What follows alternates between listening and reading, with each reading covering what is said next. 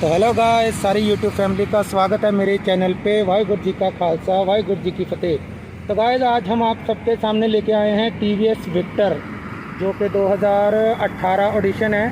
तो आज इसकी हम एक छोटा सा रिव्यू करने जा रहे हैं। इस गाड़ी के ऑनर हमारे साथ ही खड़े हैं, लेकिन उससे पहले हम आपको इसकी फीचर्स बता देते हैं। इसमें आपको मतलब जो मैक्स पावर है, ठीक है, वो मिलेगी 9.5 PS की एट 7500 RPM। टॉर्क मिलेगा आपको 99.4 Nm एट 6000 RPM। और सिंगल सिलेंडर बाइक है ये। और इस गाड़ी की जो फ्यूल कैपेसिटी है वो है 8 लीटर की। स्पीडोमीटर आपको मिलेगा इसमें डिजिटल एयर कूल्ड सिस्टम है। और इसके 4 गियर हैं। वेट है इसका 113 किलोग्राम। हेडलाइट इसकी हेलोजन है और टेल लाइट है, बल्ब है। इसका जो टायर हैं वो ट्यूबलेस हैं। और टायर का जो साइज़ है, जो फ्रंट वाला है, वो है 2.75 × 17। और जो रियर वाला है वो 3.0 × 70। तो गाइस, अब बिना देरी किए हुए हम चलते हैं ऑनर की ओर। तो भाई, आपका स्वागत है मेरे चैनल पे। तो भाई, आप इस गाड़ी का एक्सपीरियंस बताएं, टीवीएस विक्टर का, जो आप चला रहे हो पिछले 2-3 साल से। क्या एक्सपीरियंस है और आपने ये क्यों परचेज़ की? एक्सपीरियंस मेरा इसके साथ अच्छा रहा। परचेज मैंने एक्चुअली लोकल अपने लिए चलाने के लिए ली थी ये।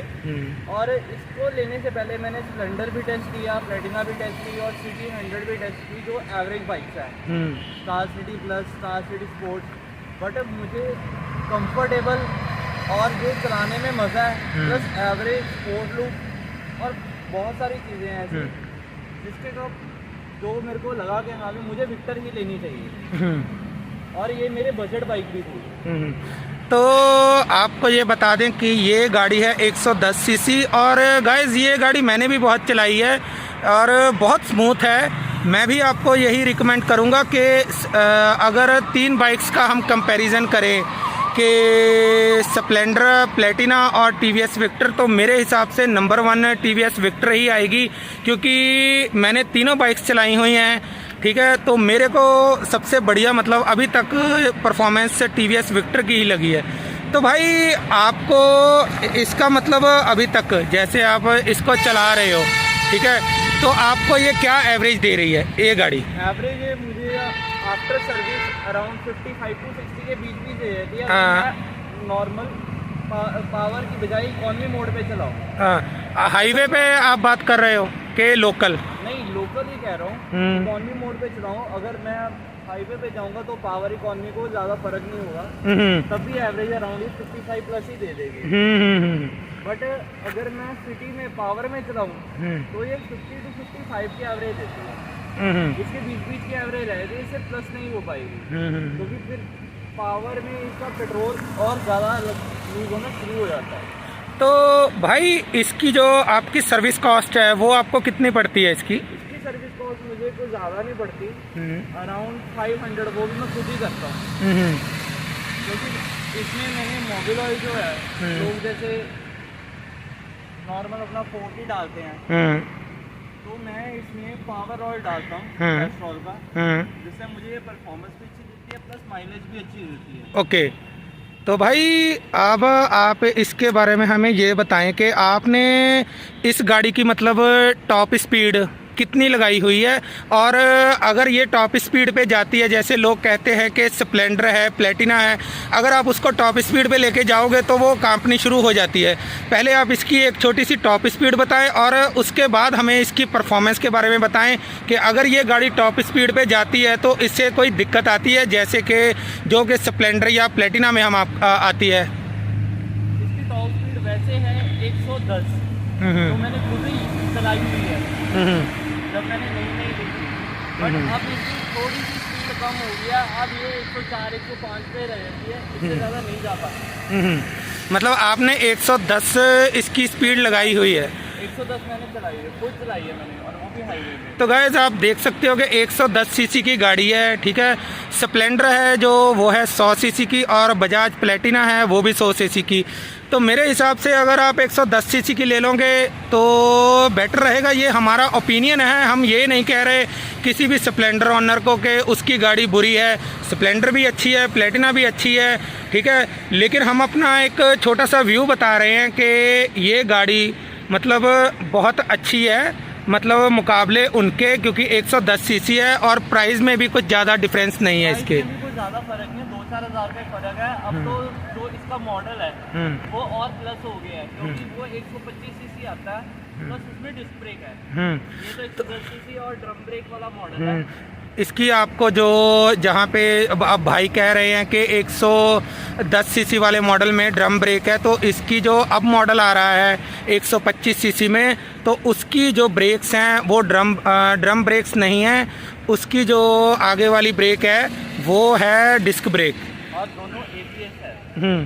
तो भाई आप इसको मतलब इस गाड़ी को अभी तक आपने इसके ऊपर कितना लंबा सफ़र निकाला हुआ है, मतलब कितना आपने इसको कितना ज़्यादा से ज़्यादा चलाया है और वहाँ पे आपको इसने कोई परफॉर्मेंस दी है, क्या मतलब परफॉर्मेंस दी है इस गाड़ी ने? मैंने इसको ज़्यादा से ज़्यादा 500 किलोमीटर चलाया अप डाउन मिला के। ओके, एक दिन का। ओके। और मुझे इस गाड़ी में बिल्कुल भी दिक्कत नहीं थी, बिल्कुल सही तरीका इसलिए। और ये मैंने चलाई थी उस टाइम माउंटेन्स में थी, हिली एरिया में। ओके। तो कोई इशू नहीं था, ये वेट भी आराम से कर रही थी, बिल्कुल स्मूथ चल रही है। ऐसा लग रहा था जैसे सिंपल प्लेन रोड पे चल रही हो बजाय की चढ़ाई की। और जैसे कि लोग कहते हैं कि अगर हम छोटी गाड़ी है, ठीक है, स्प्लेंडर है या प्लेटिना है, तो वो कहते हैं कि अगर हम उसको हिल स्टेशन पे जैसे कि पहाड़ी एरिया में लेके जाएंगे तो हमें दिक्कत देती है ये बाइक चढ़ने में, मतलब वज़न लेने में। आपको इसमें ऐसी कोई दिक्कत लगी पहाड़ी एरिया में ले जाने वक्त? नहीं लगी आपको? और आप इसकी आपने जैसे बताया है कि स्प्लेंडर और प्लेटिना जो बाइक्स हैं, ठीक है, वो आपको मतलब मैंने भी चला के देखी हुई हैं गाइस, लेकिन हम भाई का एक्सपीरियंस जानते हैं कि भाई आपने पहले बहुत सी गाड़ियां टेस्ट की है इसको लेने से पहले, लाइक आपने अभी बताया है वीडियो में पहले कि स्प्लेंडर भी आपने चला के देखी है, प्लेटिना भी चला के देखी है, ठीक है। तो आपको उसमें ऐसी क्या कमियां लगी कि जिसके कारण आपने मतलब यही गाड़ी सिलेक्ट की, हालांकि वो सबसे ज़्यादा मतलब इंडिया में बिकती हैं वो गाड़ियां, आपने यही गाड़ी क्यों सिलेक्ट की? आपको मैं इधर बताता हूँ ये रीज़न क्यों मैंने इसको सिलेक्ट किया। एक तो सबसे पहले इसका डिज़ाइन जो स्पोर्टी है, इसलिए मुझे ये अच्छा लगा एज़ कम्पेयर टू स्प्लेंडर। वो बहुत लोगों के पास है और बहुत ही सिंपल सा है। और दूसरी चीज़ इसकी सीट,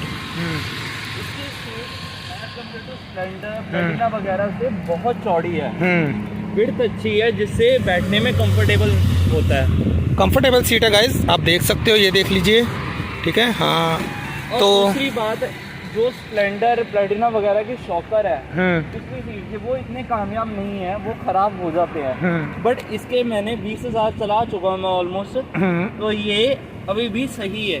ओके, कोई दिक्कत नहीं है। और दूसरी बात, वो जो अपना स्प्लेंडर प्लेटिना वगैरह है उनमें मेजर इशू क्या आता है, जो इंजन ऑयल है उनका, जहाँ पे वो मतलब इंजन ऑयल उसके वहाँ पड़ता है और उसके ऊपर का कैप है वो लूज हो जाता है, जिसके कारण इंजन ऑयल बाहर निकलना शुरू हो जाता है और वो सारा इंजन खराब कर देता है, आसपास बिल्कुल खराब हो जाता है। इसका अगर हल्का सा रूस रह भी जाए तो इंजन ऑयल यहाँ से निकल के नीचे चला जाता है, ये पूरा इंजन ये खराब नहीं करता और ना ही कोई इशू देता है। दूसरी इसकी बात एक और अच्छी है कि ये ब्रेकिंग सिस्टम में उनके कंपैरेटिव बहुत अच्छा है। तो भाई इसका सिटिंग कंफर्ट आपको कैसा लगता है? जो सिटिंग कंफर्ट आपको अच्छा लगता है। और भाई इसका जो सामान है, जैसे हम कहते हैं कि स्प्लेंडर और प्लेटिना का सामान है वो बहुत आराम से मिल जाता है, ठीक है। जिनके पास मतलब बड़ी बड़ी जैसे TVS अपाचे की गाड़ियां हैं तो वो कहते हैं कि हमें इसके शोरूम से ही सामान मिलता है। तो आप अगर इसका कोई सामान ख़राब हो जाता है, आप भी डायरेक्ट शोरूम से ही लेते हो सामान, या फिर मतलब इसमें क्या बात है कि मतलब ये सच्चाई है कि इसका सामान शोरूम से ही मिलता है? नहीं, ये है सच्चाई है एक तरीके से कि इसका सामान शोरूम से मिलता है, बट अपना जैसे इधर लुधियाना है तो हमारे तो जैसे यहाँ पे काफ़ी ट्रेडर्स हैं टीवीएस की एजेंसी के, जो टीवीएस के डायरेक्टर आगे एजेंसी में इसके पार्ट सप्लाई करते हैं। तो मैं डायरेक्ट उन्हीं ट्रेडर के पास जाता हूँ और वो ट्रेडर मुझे सामान दे देता है जो मुझे चाहिए होता है। और आप जो मतलब इस बाइक को, ठीक है, अब मतलब हम कहते हैं कि इसका सामान, इस गाड़ी का सामान मतलब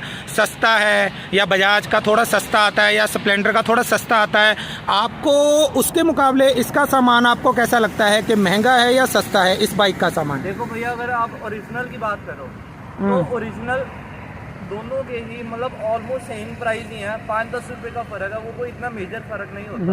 ठीक है। अगर आप डुप्लीकेट सामान की बात करोगे तो वो तो ऑब्वियसली वो कहाँ 40-50 रुपए का इंडिकेटर, कहाँ 150 रुपए का इंडिकेटर, फर्क तो उसी चीज़ का आया था ना, पर ओरिजिनल चीज़ ओरिजिनल ही रहती है। और आपको भाई इसकी जो ब्रेकिंग सिस्टम है वो कैसी लगती है? आपने अभी चलाई है, जैसे आपने बताया कि पहाड़ी एरिया में चलाई है, आपने 500 किलोमीटर अप एंड डाउन किया है, तो आपको इसका ब्रेकिंग सिस्टम कैसा लगता है भाई? ब्रेकिंग सिस्टम बिल्कुल ही अच्छा है। ड्रम ब्रेक ऑलमोस्ट पूरा नहीं कह सकते but almost light disc break, almost light disc break, पूरी तरह से डिस्क ब्रेक नहीं, और पिछली ब्रेक भी अच्छी है। तो अगर आप हमारे व्यूअर्स को आप अगर रिकमेंड करना चाहोगे तो आपके पास 3 बाइक्स, जैसे कि मैंने पहले बताया है, 3 नहीं चलो 4 लगा लीजिए, जो कि मतलब इससे थोड़ी सी कम सेगमेंट में आती हैं, जैसे स्प्लेंडर हो गई, प्लेटिना हो गई, टीवीएस स्टार हो गई या टीवीएस विक्टर हो गई। तो आप इन 4 बाइक्स में से, ठीक है, आप कौन सी बाइक लोगों को रिकमेंड करोगे? मतलब as a comfort, as a average, मतलब कौन सी बाइक आप रिकमेंड करोगे लोगों को? मैं लोगों को यही करूँगा रिकमेंड, बट अब ये जैसे मॉडल 110 सीसी वाला बंद हो गया, 125 सीसी आता है, तो उसकी एवरेज 45 से 50 के बीच रहती है। अगर आप अच्छी चलाओ, अगर आप पावर पे ना चलाओ, तो अगर लोगों को जहाँ पे वो स्प्लेंडर से भी 45 की एवरेज लेंगे, बट उसका सिर्फ पॉइंट ये आएगा कि उसकी रीसेल वैल्यू है, उसकी रीसेल वैल्यू नहीं है। अगर लोगों ने सिर्फ अपने चलाने के लिए लेनी है तो वो टीवीएस विक्टर ही ले, चाहे 125 सीसी ले ले, वो ज़्यादा बेटर रहेगा। आपको कंफर्ट भी रहेगा, सर्विस कॉस्ट भी मतलब कोई नॉर्मल सी है, जेन्युइन सी है, कोई इतनी कोई ज़्यादा एक्स्ट्रा नहीं है जो हम सोचते हैं कि इसका आसान है, आप घर पे खुद कर सकते हो, कोई बड़ी बात नहीं है, क्योंकि इसकी सर्विस मैं खुद ही करता आ रहा हूँ। तो भाई ने ये बाइक कितने किलोमीटर चलाई है, हम आपको ये भी दिखा देते हैं। इसका मीटर देखो बहुत अच्छा है।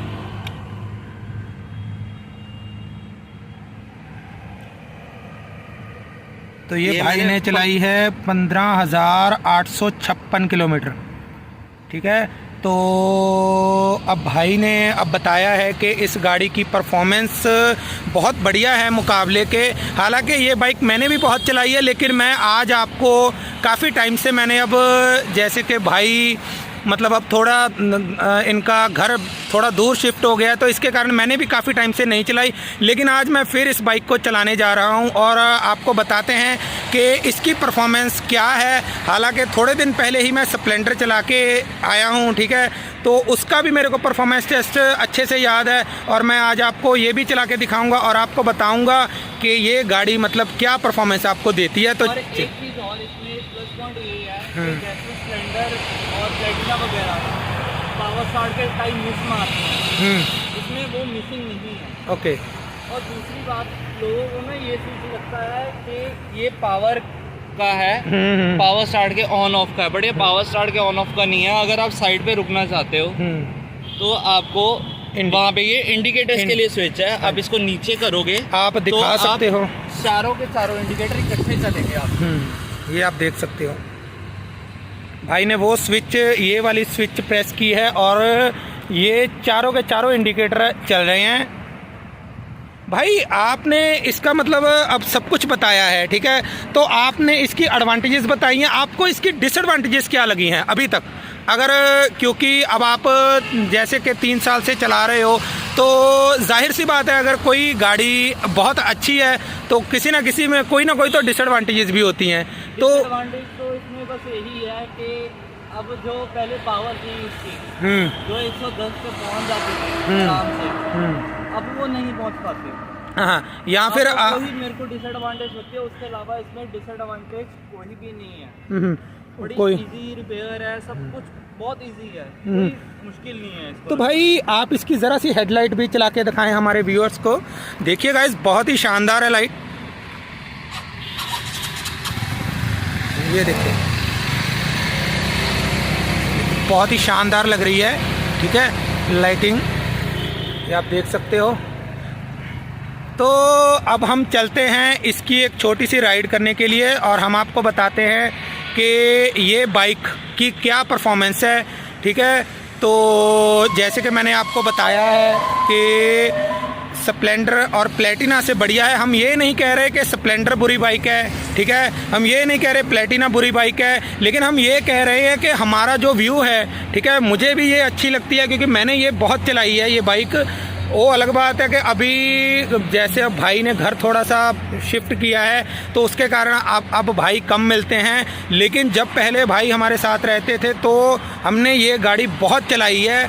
और चलिए आपको फिर भी मैं इतनी देर के बाद चला रहा हूँ, आज भी इसका मतलब हम आपको बताते हैं कि क्या इसका परफॉर्मेंस है। तो चलिए चलते हैं राइड के ऊपर इसकी। तो गाइस चलिए चलते हैं, इस बाइक की परफॉर्मेंस देखते हैं कि क्या परफॉर्मेंस है इसकी। ठीक है, सेल्फ स्टार्ट है, इसमें किक भी है, ऐसी बात नहीं है, लेकिन हम आपको दिखाते हैं इसकी परफॉर्मेंस कैसी। चलिए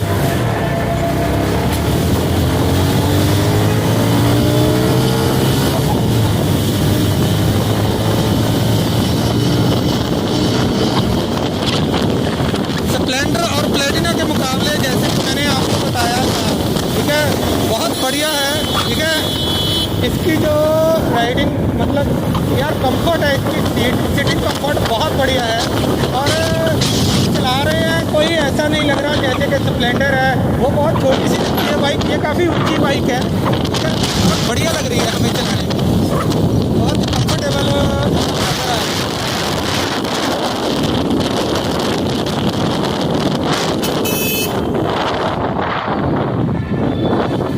आप देख सकते हो इसकी परफॉर्मेंस, हम आपको आगे भी दिखाते हैं कि क्या परफॉर्मेंस है इसकी।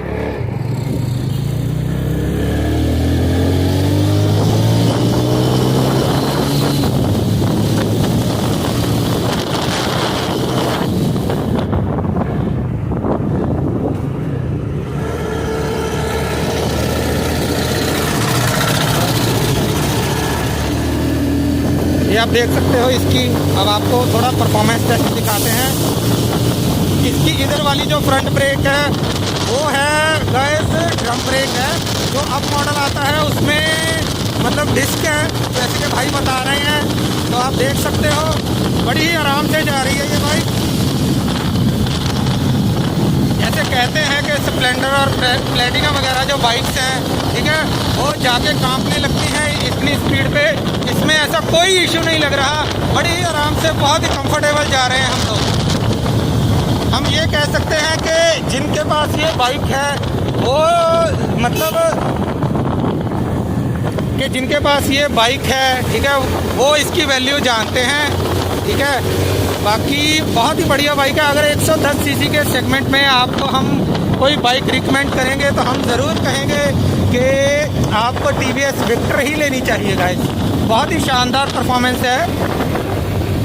हमने ये 90+ लगाई है और सिर्फ हम लोग रेसर टाइप नहीं है, ठीक है, लेकिन आपको परफॉर्मेंस दिखानी बहुत ज़रूरी थी ताकि हम आपको इसकी परफॉर्मेंस दिखा सकें। और स्प्लेंडर से और प्लेटिना से ये थोड़ी सी ऊंची है बाइक और अच्छी भी है, कंफर्टेबल है चलने में, बहुत ही शानदार। मतलब क्या कहने यार इस गाड़ी के, जो ये गाड़ी चला रहा है ना, ठीक है, इसकी वैल्यू वही समझ सकता है। चलने में सिटिंग कंफर्ट गाइस हम बहुत आराम से बैठे हुए हैं, कोई दिक्कत नहीं लग रही है। सिटिंग कंफर्ट भी बहुत ही स्मूथ है, चलने में भी बहुत स्मूथ है। इसका जो क्लच है वो भी बहुत स्मूथ है, लाइक बजाज की गाड़ी से तो काफ़ी स्मूथ है। ठीक है, बजाज की गाड़ी मेरे पास पल्सर है, उसका या मैंने प्लेटिना भी चलाई हुई है, उसका जो क्लच है, ठीक है, वो थोड़ा सा इससे टाइट है, लेकिन इसका जो परफॉर्मेंस है वो मतलब मेरे को बढ़िया लग रहा है। ठीक है, क्लच का भी रेस का भी। तो बाकी गाइस चलने में बहुत ही कंफर्टेबल है, हम ये बाइक ज़रूर रिकमेंड करोगे। जैसे कि आपको भाई ने बताई है कि 55 से 60 की एवरेज दे देती है और 110 सीसी का इंजन मिलता है, आपको किक भी मिलती है साथ में। तो अगर आपको गाइस ये इन तीनों बाइक्स में से कोई बाइक लेनी हुई तो हम आपको ज़रूर यही बाइक रिकमेंड करेंगे। तो गाइस अगर आपको ये वीडियो पसंद आई हो तो प्लीज़ इस वीडियो को लाइक करें, शेयर करें और मेरे चैनल को सब्सक्राइब करें। हम आपके लिए और भी ऐसी बहुत सी वीडियोस लेके आते रहेंगे, ठीक है। तो चलिए मिलते हैं नेक्स्ट वीडियो में। Thank you so much for watching my video.